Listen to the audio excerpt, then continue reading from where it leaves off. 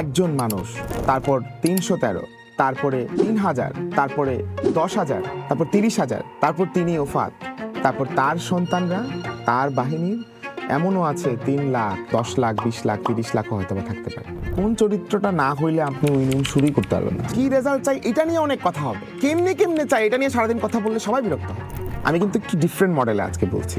একটা হলো স্টার্টটা করবো কিভাবে এই কোয়ালিটি, ২ নম্বর হলো কোন অস্ত্র দিয়ে এটাকে আমাকে শক্তিশালী করে এই যুদ্ধে আমি জিতে যাব।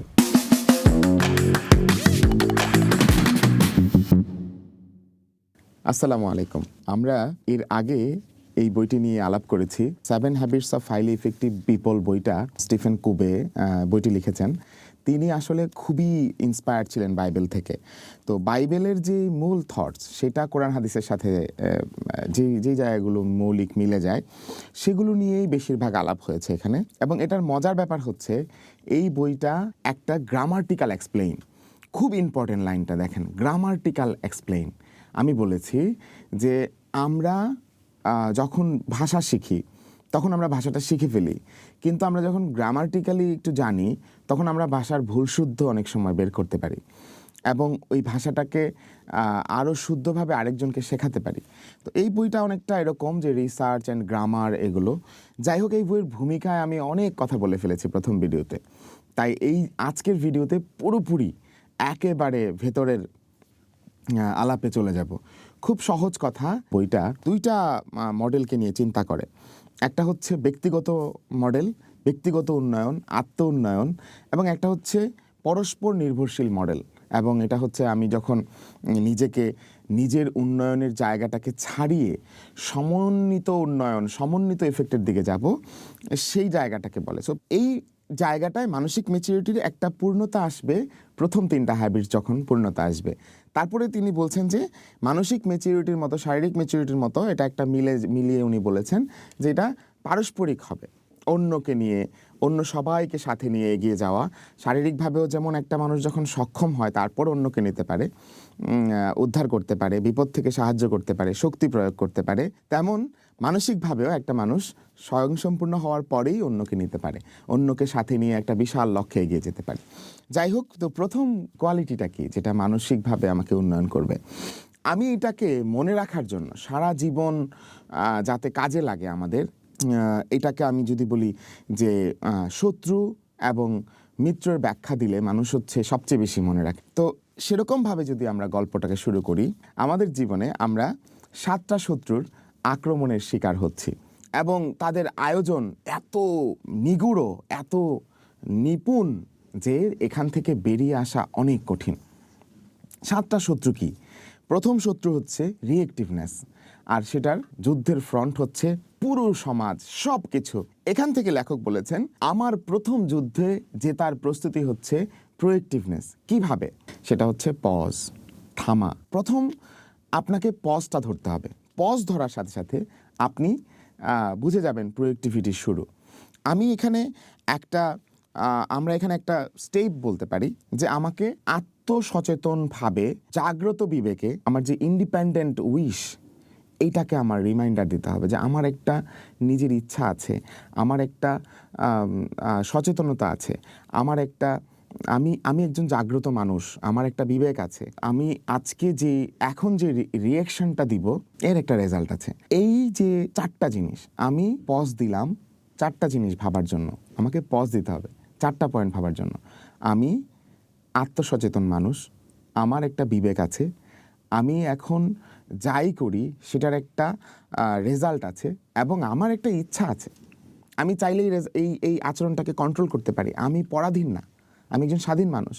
এই যে আমার স্বাধীনতা, আমার রিয়েকশন দেওয়ার স্বাধীনতা, এইটুক আন্ডারস্ট্যান্ড শুরু করার মাধ্যমে প্রোয়েক্টিভনেস শুরু হবে। যখন আমরা পজ দিচ্ছি, পজ দিয়ে 4টা জিনিস করতেছি, মানে নিজেকে আত্মসচেতনভাবে একটু স্বাধীন ইচ্ছাকে কাজে লাগিয়ে একটু পরের রেজাল্টটাকে চিন্তা করে, এভাবে আমি যখন পজটা দিলাম, দিয়ে যখন আমি অ্যাকশন ঠিক করলাম, প্রোয়েক্টিভ হইলাম, কিছুটা স্টার্ট করলাম, তারপরেই আমাকে হচ্ছে কয়েকটা জিনিস ভাবায় যে আমি যে আরেকজনের সাথে কথা বলছি, যেই টপিকটা নিয়ে কথা বলছি, এটা কি আমার সার্কেল অফ কনসার্ন নাকি সার্কেল অফ ইনফ্লুয়েন্সের ভিতরে।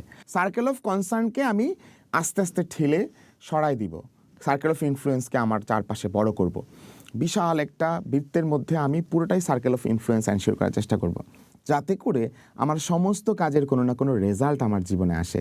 তাহলে পজ দিলাম, সার্কেল অফ ইনফ্লুয়েন্সে এটা আছে কিনা ভাবলাম, তাহলে সার্কেল অফ ইনফ্লুয়েন্স কনসার্ন বুঝে ফেললাম, পজ দিলাম। এইবার কি, আমার রিসোর্স কি আছে, আমার রিসোর্স কতটুকু আছে, এই রিসোর্স দিয়ে আমি কতটুকু করতে পারি। আমি বকা দিব, এই আপনি ক্যামেরাটা খুব ভালো করে ধরেন নাই, আমার এই রিসোর্সে কি এই ক্যামেরার বাইরে কিছু করার সুযোগ আছে। আমি বকা দিলাম যে আপনি বিল্ডিংটাতে এই রংটা করেন নাই, কথার কথা, আমি কি তাকে পয়সা দিয়েছি এই রংটা করার জন্য? সো আমার রিসোর্স কি, এবং আমার ব্যক্তিগত রিসোর্স, আমি নিজে কতটুকু স্কিলড আছি, এটা আমি করতে পারতাম কি না, আমি কতটা এগিয়ে নিতে পারতাম। মানে আমার যা যা করণীয় ছিল সেটা কি শেষ? হতাশ হওয়ার আগে, আরেকজনকে বকা দেওয়ার আগে, বেশি রিয়েকশন দেখানোর আগে। তার মানে প্রোয়েক্টিভিটির শুরুতে পজ দিয়ে প্রোয়েক্টিভিটির ইনফ্লুয়েন্স এবং সার্কেল অফ কনসার্নকে অ্যানালাইজ করে, আমার রিসোর্সকে অ্যানালাইজ করে, তার মানে পুরো ব্যাপারটা নিজের মধ্যে গভীরে ঢুকে গেল। যখন আমি নিজে এই রকম শক্তিশালী, আল্লাহ যখন আমাকে অন্তর্নিহিত যে মানুষ আল্লাহ আমাকে বানিয়েছে, যে বিবেক দিয়ে আমাকে বানিয়েছে, সেটাকে যখন আমি কাজে লাগানো শুরু করলাম, যে বিশাল পাওয়ার আমাদেরকে আল্লাহ দিয়েছে, তখন আমি হয়ে গেলাম একটা প্রকৃত প্রোয়েক্টিভ মানুষের শুরুতে আমি চলে আসলাম। আমি যদি জীবন যুদ্ধে গ্রেট পিপল হতে চাই, এফেক্টিভ হয়ে আরও বড় হতে চাই, তাহলে আমাকে করতে হবে, প্রোয়েক্টিভ হওয়ার পরেই আমাকে সব কিছু শুরু করতে হবে এন্ডকে মাথায় রেখে। সো আমি তো প্রোয়েক্টিভ হয়ে গেলাম। আমি আগের ভিডিওতে এটার অনেক ব্যাখ্যা দিয়েছি। আমি এখন একটু ওই যে গ্রামাটিক্যাল এক্সপ্লেনেশন, কি বললো বইটাতে, কোন ওয়েতে মেসেজটা আমাকে বুঝাইলো সেটা বলবো। আগেরটাতে বলেছি মৌলিক কথাবার্তা, মানে পুরো মেসেজটা কি, আর এটা হলো যে কেমনে মেসেজটা ডেলিভার করলো। Start with the end in মাইন্ডের শত্রুকে হামলাটা কোত্থেকে আসে? আমরা স্টার্ট করি মনের মধ্যে ফিক্সড একটা সেন্ট্রিক ওয়েতে। তাহলে ওখানে ছিল প্রথম পজ, একটা শব্দ, proactivity start with pause, begin with the end in mind, start with what, কি দিয়ে শুরু হবে? এটা শুরু হবে আপনি যখন বুঝে ফেলবেন আপনি কার কেন্দ্রিক, প্রিয়তমা, বন্ধু, ওয়ার্ক। ওয়ার্কও হইতে পারে।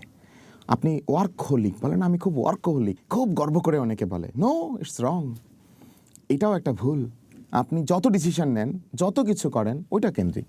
আগের শত্রুর এন্ট্রি পয়েন্ট ছিল পজ না দেয়া, এখানে শত্রুর এন্ট্রি পয়েন্ট হচ্ছে, এখানে শত্রু কাজ অথবা বউ অথবা স্বামী, ফ্রেন্ডস, এনিমিজ। হ্যাঁ, আমার এই শত্রুর জন্য, আমি অফিসে একজনকে বাছাই করে নিছি বা 5 জনকে বাছাই করে নিছি, এরা আমার শত্রু। আমার কথা তাকে আক্রমণ করে বা তাকে দমানোর জন্য বা তাকে হেয় করার জন্য। আবার আমার বন্ধু আছে, আমার সব কিছু সেই বন্ধুকে খুশি করার জন্য। এই যে চিন্তার জায়গাটা, এই জায়গাটা প্রথমে বের করে ফেলাটা হলো প্রথম প্রক্রিয়া, একদম শুরু। আমি এখন সারাদিন কাজপ্রেমী, এইটা যখন আমি বুঝতে পারবো, তখনই আমি বুঝতে পারবো যে আমি আসলে কাজপ্রেমী। তার আগ পর্যন্ত আমি মনে করবো এটাই হালাল, এটাই সঠিক, এটাই করতে হবে, তাই না? সো এইটা হলো প্রথম স্টার্ট করে ফেললাম আমি, begin with the end in মাইন্ডের। সেকেন্ড ফ্রন্টে আমি জিততে চাই, আমার সেকেন্ড অভ্যাসটা আমি আনতে চাই, সত্যিকারের জীবনযুদ্ধে যে তার অস্ত্রটাকে আমি হাতে নিতে চাই। তাহলে আমাকে প্রথমে এই রিসার্চটা করতে হবে, আমি কোন কেন্দ্রিক মানুষ। রিসার্চ শেষ, আমি বুঝে গেছি, আমি আমারটা বলছি, আমি কর্ম লাভার, মানে কি বলবো এটাকে, মানে ওয়ার্কহোলিক। প্রচুর কাজ করতে পছন্দ করি, অনেক ভালোবাসি কাজ আর কাজ ছাড়া কিছু, এরকম টাইপের একটা মানুষ ছিলাম। আমি যখন এটা বুঝলাম, তাহলে আমার জন্য করণীয় কি? আমি চিন্তা করলাম যে আচ্ছা, আমি যদি এখন মারা যাই, তাহলে আমার বউ বলবে সে কাজের ছাড়া কিছু বুঝতো না, কাজের জন্য সব করছে। মা বলবে আমার ছেলে কাজ দিয়েই তার জীবনকে সাজিয়েছে, বলবে ভালো কথাই বলবে, কিন্তু গ্রেট কিছু বলবে না। আমার সন্তান বলবে বাবা কাজ করতে করতেই মারা গেলেন, অনেক কাজপ্রেমী ছিলেন। দেশের নেতা বলবে কাজ ছাড়া কিছু বুঝতেন না। আমার সমস্ত সহকর্মীরা বলবে স্যার কাজের বাইরে কিছু বুঝতেন না। কিন্তু না, এটা তো আমার চাহিদা হইতে পারে না আমার জীবনে।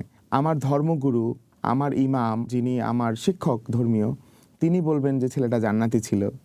আমার কলিগরা বলবেন মানুষটা এত ভালো আচরণ করতো, আমার জন্য সব কিছু ত্যাগ করেছে। আমার মা বলবেন আমার সন্তান শ্রেষ্ঠ সন্তান, সে জানে কিভাবে মার সম্মান রাখতে পারে, সে জানে মার সাথে কিভাবে ব্যবহার করতে পারে। অথবা আমার সন্তান শ্রেষ্ঠ সন্তান হওয়ার চেষ্টায় সবসময় রত ছিল। আমার স্ত্রী বলবে আমার স্বামী শ্রেষ্ঠ স্বামী হওয়ার জন্য কষ্ট করেছে। আমার সন্তান বলবে আমার বাবা শ্রেষ্ঠ বাবা। আমার বন্ধুরা বলবে আমার বন্ধু তার বন্ধুত্বের জন্য সর্বোচ্চ ত্যাগ করেছে। একজন বড় ভাই আমাকে একটা কথা বলেছিলেন, আমি সারা জীবন মনে থাকবে, আমি এটাতে ইন্সপায়ার্ড হতে চাই। সবসময় আমি এটাকে ইন্সপায়ার্ড হই। তিনি আমাকে একটা লাইন বলেছিলেন চমৎকার, যে থাক না কিছু মানুষ জীবনে যে বলবে মৃত্যুর পর যে আহা আমার এই বন্ধুর জন্য আমি এইটুক হয়ে গেছি, এইটা করে ফেলছি, এবং সেক্ষেত্রে যত স্যাক্রিফাইস আছে আমাকে করতে হবে। ওই দিন যেদিন আমার ওই বড় ভাই বলছিল, সেদিন কিন্তু আমি এইভাবে বুঝি নাই বইটা পড়ার পরে। হ্যাঁ, তো বইটা নিয়ে কেন এত ইমোশনাল হই, এত কথা বলি, যে এটা আরেকটা মুখ। আমি আগের ভিডিওতে বলেছি যে এই অনেক কথাকে আপনাকে একসাথে গ্রামাটিক্যালি প্রুফ করে দিবে যে এইটা এইভাবে, এটা ওইভাবে। তখন আপনার মনে হবে ওয়াও, হ্যাঁ আমার মুহাম্মদ সাল্লাল্লাহু আলাইহি ওয়াসাল্লাম, আমার রাসূলুল্লাহ তো আসলে এগুলাই বলে গেছেন। আমি তো দিন শুনছি কিন্তু গুরুত্ব দিই নাই। আমাদের তো মাইন্ডসেট যে আমরা যদি একজন অনেক বড় রিসার্চার ওয়েস্টার্ন কারো কাছ থেকে একটু শুনি কথাগুলো, আমরা মনে করি যে এটা তো তাইলে ভ্যালিড, নাউজুবিল্লাহ। আসলে আমাদের এই মাইন্ডসেটেও কাজ করার সুযোগ আছে, সেটা নিয়ে আরেকদিন কথা বলবো। যাই হোক, তাহলে আমি start with the end in মাইন্ডের প্রথম স্টেপ, আমার জীবনে যুদ্ধের দ্বিতীয় যে ফ্রন্ট, সেখানে জিততে চাই। আমি এবার আরও শক্তিশালী করতে চাই নিজেকে, নিজের মধ্যে আরও অ্যান্টিভাইরাস দিতে চাই। অ্যান্টিভাইরাস কি? আমাকে যে হামলা করছে যারা, তারা আমার ব্রেইন থেকে ওয়াশড আউট হয়ে হারিয়ে যাবে।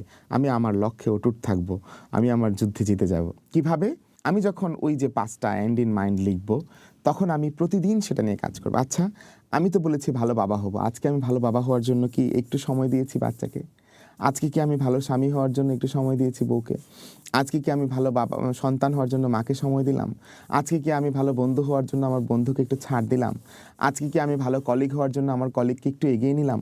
আজকে কি আমি ভালো উদ্যোক্তা হওয়ার জন্য নিজে আরেকটু শিখলাম? আমি আজকে ভালো চাকরিজীবী হওয়ার জন্য কি কোনো উদ্যোক্তাকে তার মন জয় করে আমি তার উদ্যোগটাকে নিজের উদ্যোগ হিসেবে নিয়ে নিলাম? এভাবে কত কিছু, হ্যাঁ, স্কিল ডেভেলপ করলাম।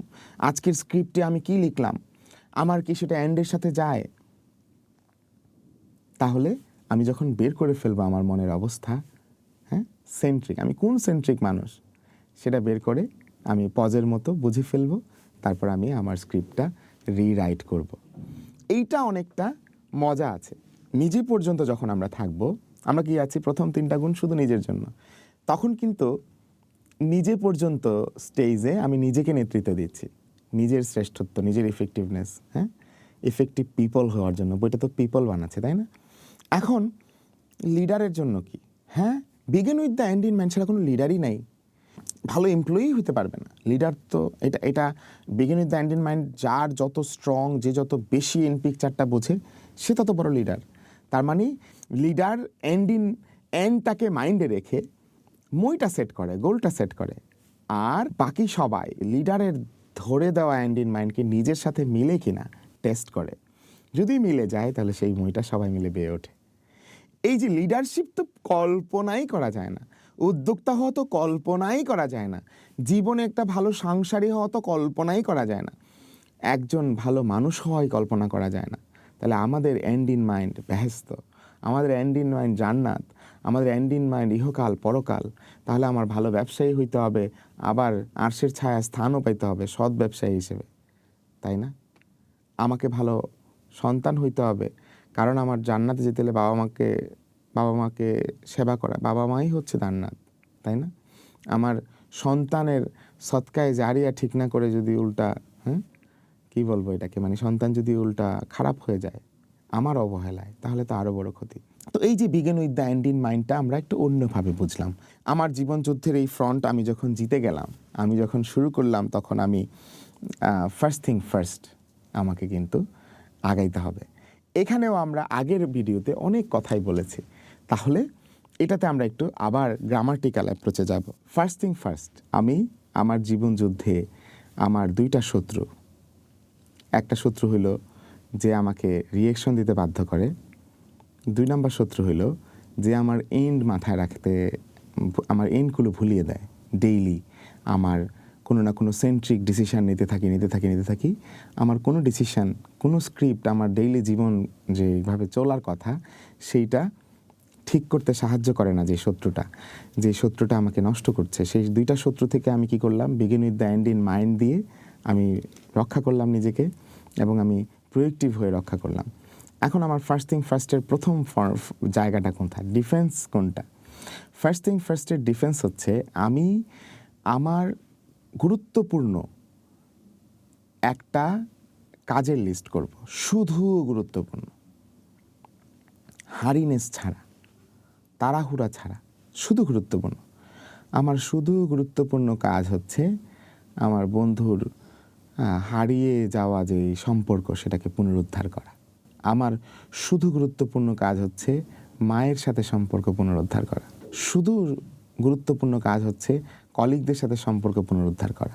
এভাবে শুধু গুরুত্বপূর্ণ কাজের লিস্ট, হ্যাঁ, আমার মাকে নিয়ে, আমার বাবাকে নিয়ে, আমার বন্ধুকে নিয়ে, আমার পরিবারকে নিয়ে, কারো হক নষ্ট করে ফেলেছে কিনা সেই হক ফিরিয়ে দিয়ে, হ্যাঁ, শুধু গুরুত্বপূর্ণ, ইমার্জেন্সি না, এখন করতে হবে, বিদ্যুৎ বিল নাহলে কারেন্ট কেটে দেবে লাইন, হ্যাঁ, এইটা না।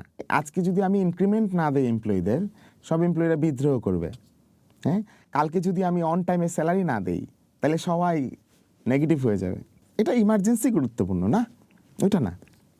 শুধু গুরুত্বপূর্ণ কাজের লিস্ট করব যখন, তখনই আমি শুরু করে দিলাম। ঠিক যেমন পজ দিলাম, ঠিক যেমন আমি বুঝে ফেললাম আমি কনসেন্ট্রিক মানুষ, ঠিক তেমন আমাকে প্রথম বুঝতে হবে শুধু গুরুত্বপূর্ণ কাজগুলো কি, যেটা ইমার্জেন্সির প্রেসারে হারায় যাচ্ছে। খালাস, I am done with the first thing first. Put first thing first. সবসময় ইমার্জেন্সির প্রেসারে গুরুত্বপূর্ণ কাজ, ইমার্জেন্সি গুরুত্বপূর্ণ কাজ যেটা, সেটারে করতে আমি কিসের হচ্ছে, শিডিউলের দাস।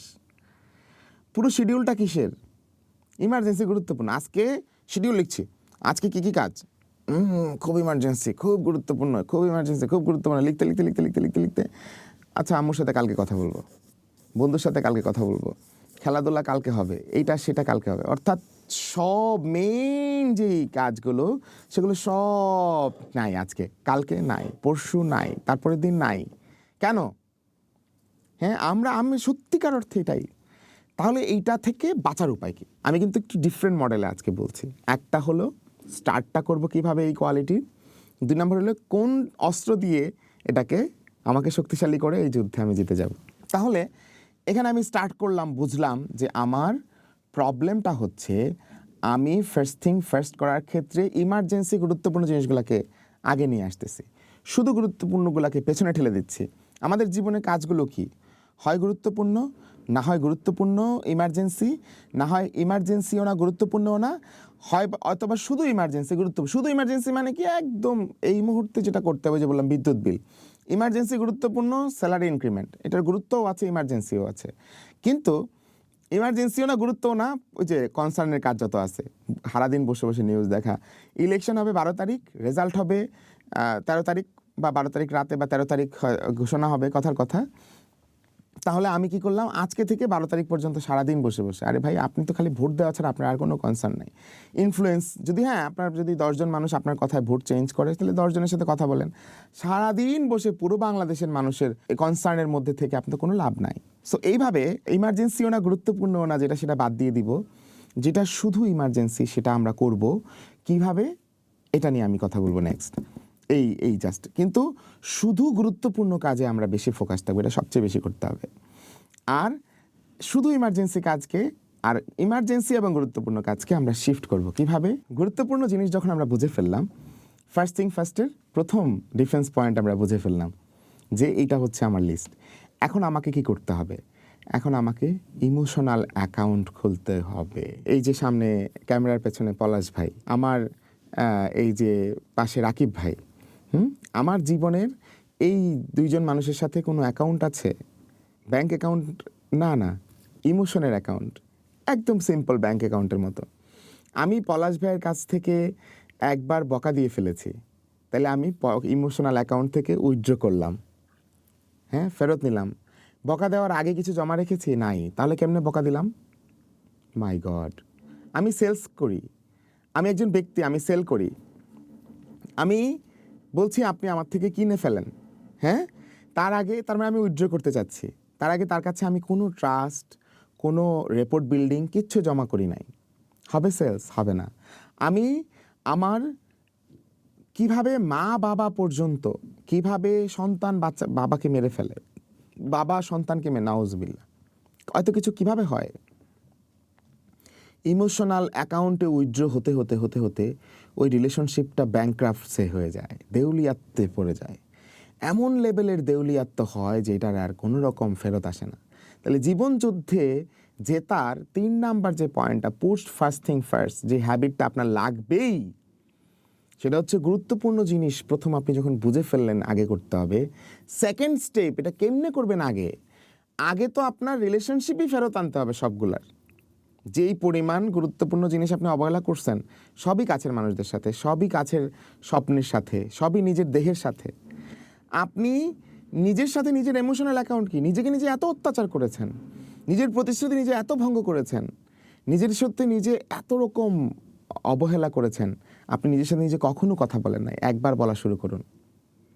আপনি যখন আপনার যত রিলেশনশিপ আছে, ছোট ছোট বিষয় গুরুত্ব দেওয়া শুরু করলেন, একটু হাসি দেওয়া শুরু করলেন, একটু ভালো ব্যবহার করা শুরু করলেন, একটু বাবা মার প্রতি খোঁজ নেওয়া শুরু করলেন, একটু ক্ষমা চাওয়া শুরু করলেন, কমিটমেন্ট দিয়ে কমিটমেন্ট রাখলেন, ব্যক্তিত্বের দৃঢ়তা দেখাইলেন, পেছনে কথা বলেন না, আপনি সামনে সমালোচনা করলে ব্যক্তিগত আক্রমণ করেন, এরকম অনেক কিছু করতেছেন, করে করে করে করে করে করে আপনার ইমোশনাল অ্যাকাউন্ট বাড়াচ্ছেন।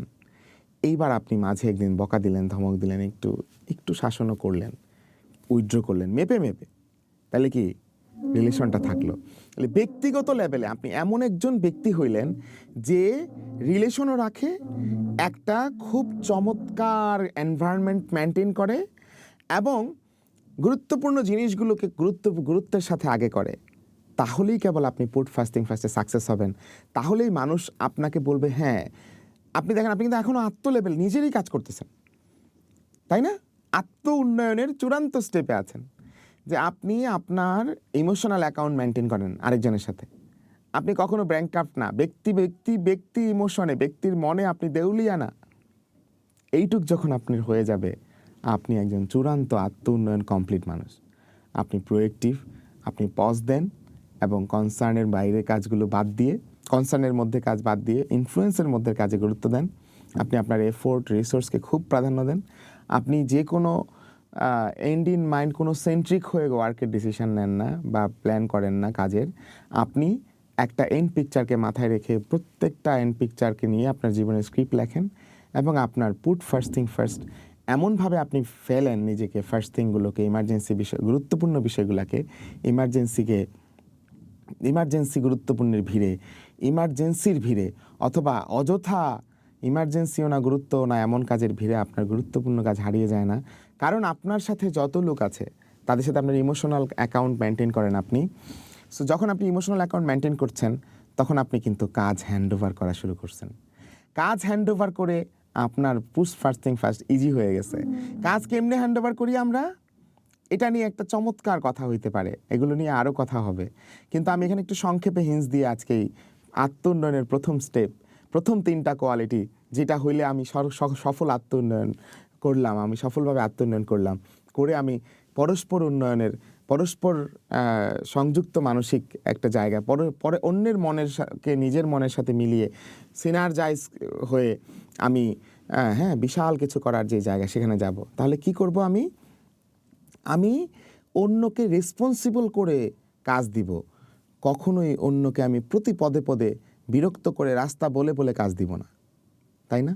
আমি বলবো যে I want this result, you can do it, that's it. কী রেজাল্ট চাই এটা নিয়ে অনেক কথা হবে, কেমনে চাই এটা নিয়ে সারাদিন কথা বললে সবাই বিরক্ত হবে।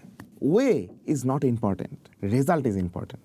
এটা অল্পের মধ্যে অনেক বড় মেসেজ, যে আমার রাস্তাটা আমি হেঁটে দেখাবো না প্রতিদিন, তাহলে তার আমি ফার্স্ট থিং ফার্স্ট করতে পারবো না। আমি গোলটা বলে দেবো, স্টেশনটা বলে দেবো, সে যেভাবে ইচ্ছা যায় পৌঁছাক, একটু কারেকশন দিব, 2-1 বার একটু দেখাই দিলাম, এটা হইতে পারে।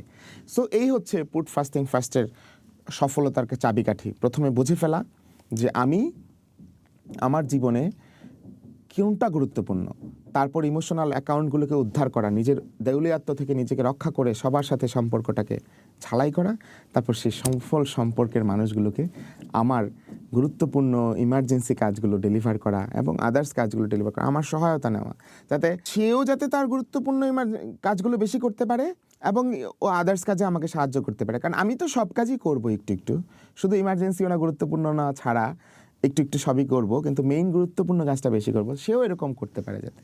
সো টোটালটা নিয়ে আমরা প্রত্যেকে ব্যক্তিগতভাবে সফল মানুষ হয়ে গেলাম, ব্যক্তি পর্যায়ে আমার আত্মোন্নয়ন ঘটে গেল।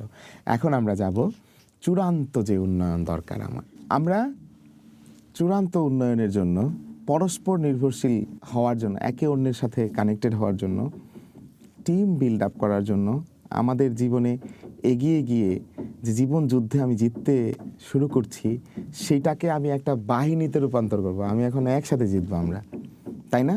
জীবন যুদ্ধে জেতার, একসাথে জীবন যুদ্ধে জেতার সবচেয়ে ইম্পর্ট্যান্ট পার্ট হচ্ছে স্টার্ট করতে হবে win win, think win win. জীবন যুদ্ধে আমাকে জিততে হবে। আমার এই যুদ্ধে হামলা আসছে সব দিক থেকে, একা জেতা সম্ভব? অসম্ভব। একসাথে জিততে হবে, সবাই মিলে একসাথে জেতার উপায় কি? সবাইকে একসাথ করতে হবে। একসাথ করার প্রথম রাস্তা হচ্ছে থিঙ্ক উইন উইন, সবাইকে নিয়ে জেতার চিন্তা করা। আমি জিতব, তুমিও জিতবে। থিঙ্ক উইন উইন শুরু হয় কোত্থেকে? আপনি আপনার চরিত্রের পরম দৃঢ়তা স্টাবলিশ না করলে, আপনি উইন উইন চিন্তা করলেও কেউ বিশ্বাস করবে না। চরিত্রের দৃঢ়তা কি? আগেই আমরা আলাপ করেছি কিছুটা। আমি আপনাকে পেছনে কথা বলি না, আঘাত করি না, আমি গীবত করি না, আমি অনেকগুলো বিষয় আমি লঙ্ঘন করি না, মূলনীতি লঙ্ঘন করি না, চারিত্রিক মূলনীতি সম্পর্কের ক্ষেত্রে, হ্যাঁ, চগলখুরি করি না। এভাবে আমি আমার চরিত্রের দৃঢ়তা দেখাতে হবে। চরিত্রের মধ্যে ব্যালেন্সড বিহেভ করতে হবে, কিন্তু আরেকটা বিষয় গুরুত্বপূর্ণ, পরিপক্কতা। একটা হচ্ছে আমি দৃঢ়তা দেখাইলাম, আমি এগুলো করি না ব্যক্তিগত পর্যায়ে। আরেকটা হচ্ছে পরিপক্কতা, আমি ব্যালেন্সড, আমি অতিরিক্ত দরদি হয়ে উঠি না, অতিরিক্ত কঠোর হয়ে যায় না, অতিরিক্ত ভীতুও হই না, আবার এমন দুঃসাহসের মাত্রাও ক্রস করে ফেলি না। আমি উদার, চরিত্রের ব্যাপারটা আমি বলছি এখনো, যে কোন চরিত্রের জন্য, কোন চরিত্রটা না হইলে আপনি উইন উইন শুরুই করতে পারবেন না। সো আপনার ওই যে প্রথম ডিফেন্স ফ্রন্ট ফেইল করে ফেলবেন আপনার চরিত্র দিয়ে, যদি আপনি উইন উইনটা শুরু না করতে পারেন।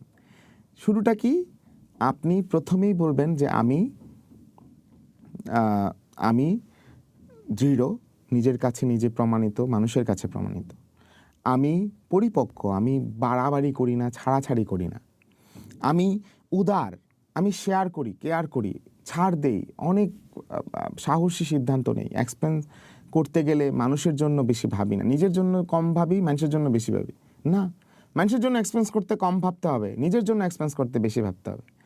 আমার ঘড়িটা অনেক দামি, আরেকজন একটু 3000 টাকার ঘড়ি পড়তে পারে কিনা, ওই লাইফস্টাইল লিড করতে পারে কিনা, এটা নিয়ে আমার টেনশনের শেষ নাই। তাইলে হবে না, বললাম আর কি। তো আমাদেরকে এই ফ্রন্ট, ডিফেন্স ফ্রন্ট যখন আমরা অতিক্রম করব, সেখানে আমাদেরকে এই জায়গাটায় সবচেয়ে বেশি গুরুত্ব দিতে হবে চরিত্রিক দৃঢ়তাকে উইন উইন করার জন্য ডিফেন্স ফ্রন্টে। এবং আমার ওই যে ইমোশনাল অ্যাকাউন্ট দিয়ে হয়তো আমি সম্পর্কটাকে উইন করলাম, এবং আমি অলওয়েজ থিঙ্ক উইন উইনের ক্ষেত্রে কি আমি ক্লিয়ার, আমার ওই যে ক্ল্যারিটি আছে, আমি কি চাই, কেন চাই, কেমনে চাই, সবাই জানে। এই জায়গাগুলো হলো ডিফেন্স ফ্রন্ট, থিঙ্ক উইন উইনের এই জায়গাটা সবার আগে। দেন আমি যখন বলবো যে ওকে আমি জিততে চাই, তাহলে কিভাবে জিততে চাই? উইন উইন করতে চাই, আমি জিততে চাই, তুমিও জিতবে। এটা এই মাইন্ডসেটের জন্য সবচাইতে জরুরি হচ্ছে যে কোনো কিছু, যে কোনো আমরা যে কোনো একটা চুক্তি করব, একটা সমস্যাকে সমাধান করব, একটা গোল সেট করব, ডেইলি আমরা একটা রিলেশনশিপ বিল্ড আপ করবো, তাই না? সেখানে প্রথম আমাকে যেটা করতে হবে, আমার মতো করে আমি শুধু সমস্যাটাকে দেখলে আমি কখনো উইন উইন করতে পারবো না। সমস্যাটাকে আরেকজনের দৃষ্টিতে, আমি আমার সমস্যাটা বুঝলাম, উনি ওনার সমস্যাটা বলতে পারতে হবে, দুইজন দুজনের সমস্যাটা বুঝবো, দুজন দুজনেরকে আন্ডারস্ট্যান্ড করবো। প্রথমে সমস্যাটাকে ভিন্নভাবে, উনি আমার মতো করে দেখবে, আমি ওনার মতো করে দেখবো, ভিন্ন দৃষ্টিতে সমস্যাটা আমি দেখার পরে আমি মূল বিবেচ্য বিষয়গুলোকে আগে বের করবো যে আচ্ছা আমার আমার মাইন্ডসেট হচ্ছে এইটা, আপনার মাইন্ডসেট হচ্ছে এটা। ওনার মাইন্ডসেটটাও আমি নোট করে ফেলবো। আমি এটা লিটারালি প্র্যাকটিস করেছি। আমি আমার সামনে একজন ক্লায়েন্ট আসছে, তার আধা ঘন্টা 20 মিনিট কথা বলার পরে বললাম যে বুঝলাম আপনার মাইন্ডসেট হচ্ছে আমরা যদি একটু নোট করি। আমি কিছুই বলি না এখনো, তিনি আমাকে তাই নোট করতে দিয়েছেন, অ্যালাউ করেছেন, কারণ আমি এতক্ষণ শুনেছি একটু নোট তো করতেই পারি। তো আমি তাকে বললাম আপনি বলেছেন যে এত টাকা কনস্ট্রাকশন কস্ট, এত টাকা ওভারহেড কস্ট, এত টাকা আমার ডিজাইন অ্যান্ড আদার কস্ট, এমনি এমনি এটা আমার প্রফিট এত, এটা আপনার মাইন্ডসেট, ঠিক আছে? তাহলে দেখেন আমি বললাম যে তাহলে প্রথম আমরা কাজ করি, আমার এবং আপনার মাইন্ডসেট ডিফারেন্স। আমার মাইন্ডসেট হচ্ছে আমার কনস্ট্রাকশন কস্টে এই ডিফারেন্স আছে, বাকিগুলো কোনো সমস্যা নাই, আর এই যে এখানে ডিফারেন্স আছে, শুধু এই দুইটা নিয়ে কাজ করলে কিন্তু হয়ে যায়। দেখেন উনি আমাকে বললো যে ওকে ইয়েস, আপনি তো আমার কাছে 3টা বিষয় এগ্রি করে ফেলছেন, বাকি 2টা আমরা আলাপ করি। দেন আমি আলাপ করছি, ইজিলি সে বুঝে গেছে, আমি ইজিলি আমার সেলটা উইথ লজিক খুব সুন্দরভাবে ক্লোজ করেছি। তাহলে আমিও জিতবো, তুমিও জিতবে। 4টা ধাপ হলো, আমি আগে তাকে রিকগনাইজ করবো তার মাইন্ডসেটটা কোন জায়গায়, আমার মাইন্ডসেটটা কোন জায়গায়, তারপর মূল বিবিচ্য বিষয়গুলোকে আলাদা করে ফেলবো। আমি এইভাবে লিখবো যে এই 4টা জিনিস আমার, এই 4টা জিনিস আপনার। তারপর ফলাফল কি? হ্যাঁ, আমি বললাম যে ঠিক আছে আমার প্রাইস হচ্ছে 10,000 টাকা, আপনার হচ্ছে 9,500 টাকা।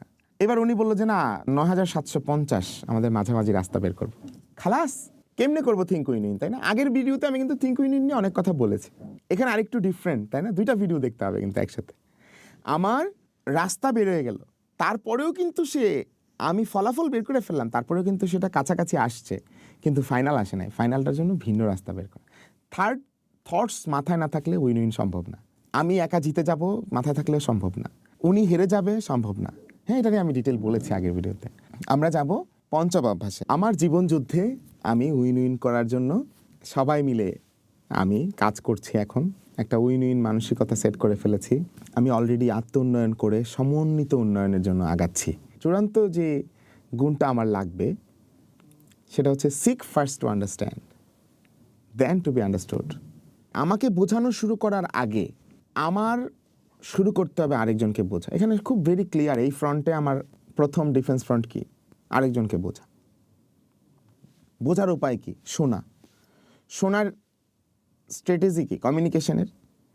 এখানে এখানে একটা ডাটা আমি দেখে বলছি, 10% ভাব বিনিময়ের মধ্যে, 30% শব্দ আদান প্রদানের মাধ্যমে, আর 60% বডি ল্যাঙ্গুয়েজ। এই যে আমি আপনার সাথে কথা বলছি, আমার বডি ল্যাঙ্গুয়েজ দিয়ে আপনি কিন্তু পুরো শব্দের ব্যাখ্যা করছেন। কি ভয়ঙ্কর কথা! আমি যখন শুনছি তখন বডি ল্যাঙ্গুয়েজ কেই হবে। আচ্ছা, জি জি জি, হ্যাঁ আমি শুনছি, লিখছি, আচ্ছা আপনি এটা বলেছেন, তাই না? সিক ফার্স্ট টু আন্ডারস্ট্যান্ড, আগে বোঝার চেষ্টা করতে হবে। এবং এটার জন্য প্রবলেমটা কী হয়?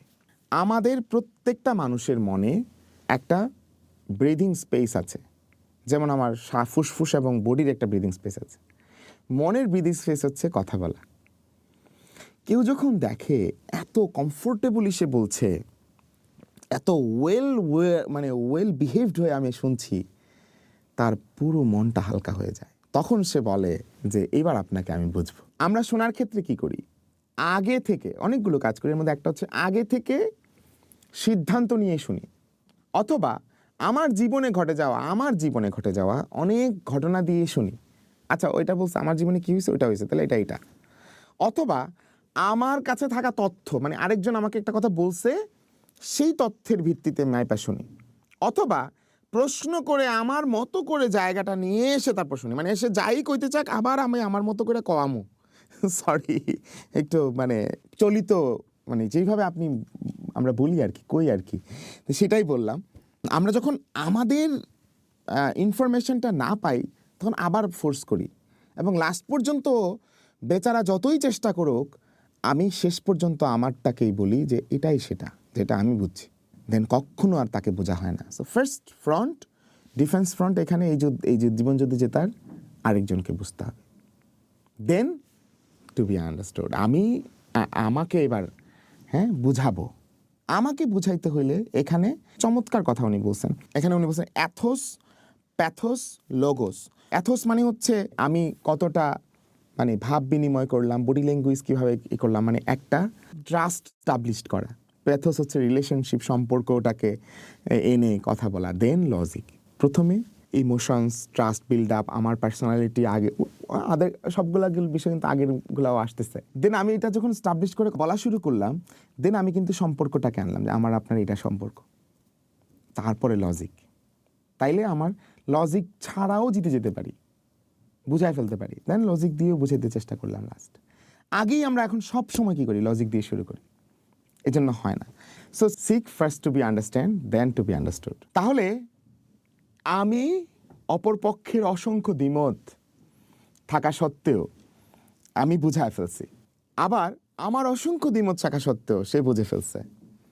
আমি উইন উইন থিঙ্ক করছি, আমি প্রোয়েক্টিভ, বিগিন করি এন্ড ইন মাইন্ড রেখে, এবং আমি ফার্স্ট থিং ফার্স্ট করি।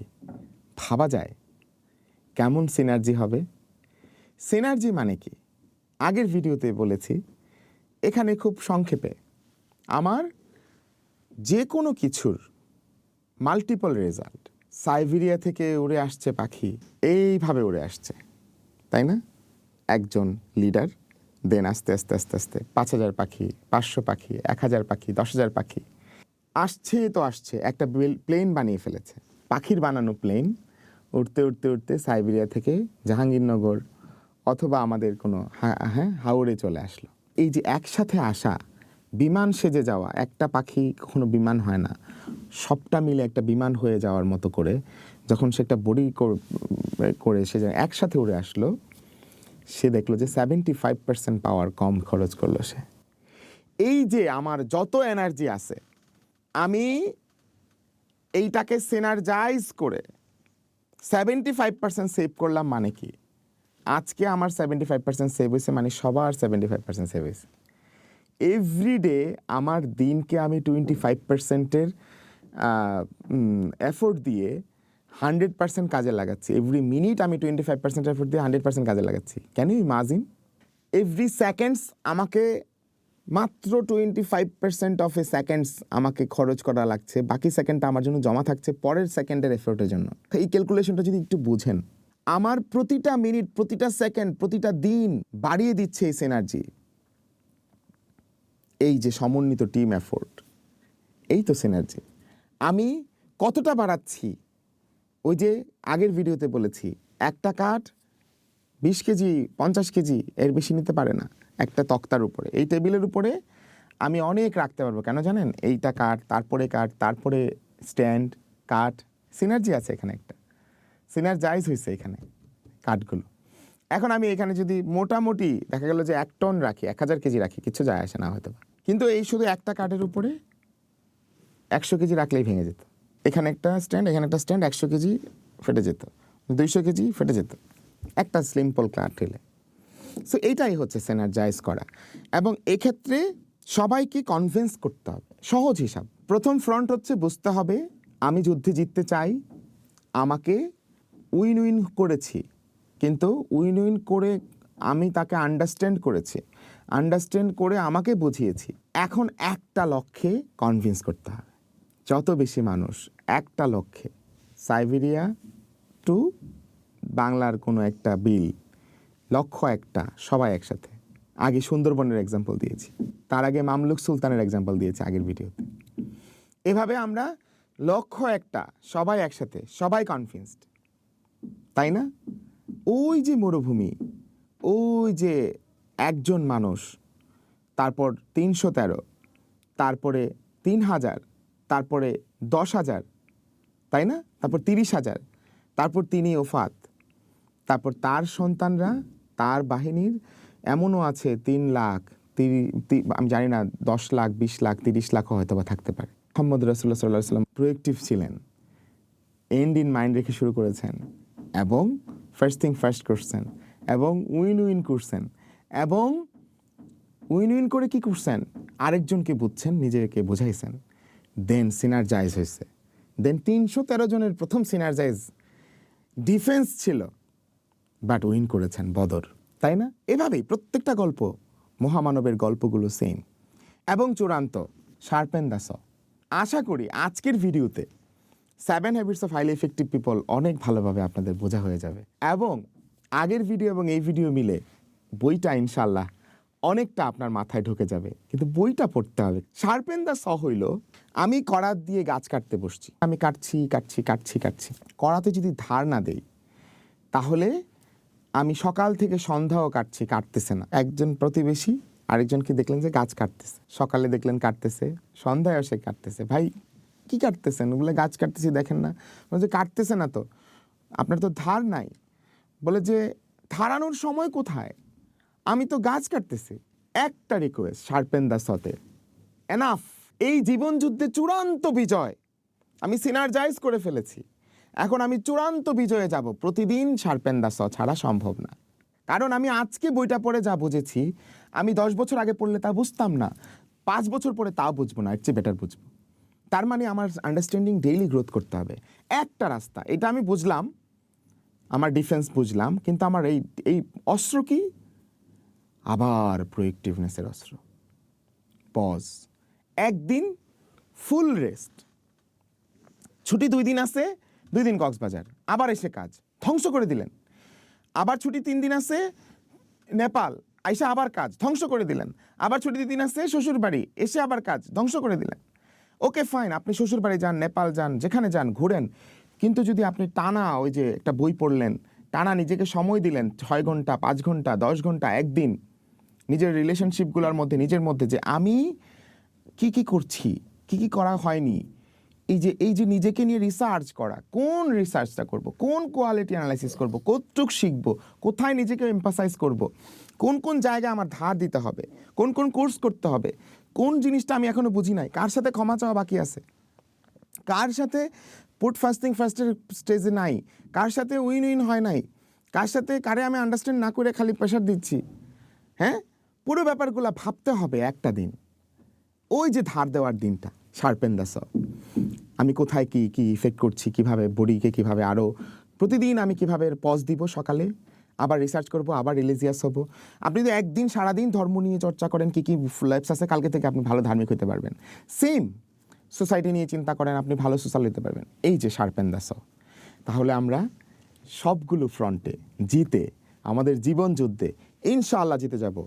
আপনাদেরকে, আমাকে সহ সবাইকে সফল জীবনে স্বাগতম। ইনশাআল্লাহ আমরা সব কিছু জিতে যাব, জিতবো জান্নাতও। আসসালামু আলাইকুম।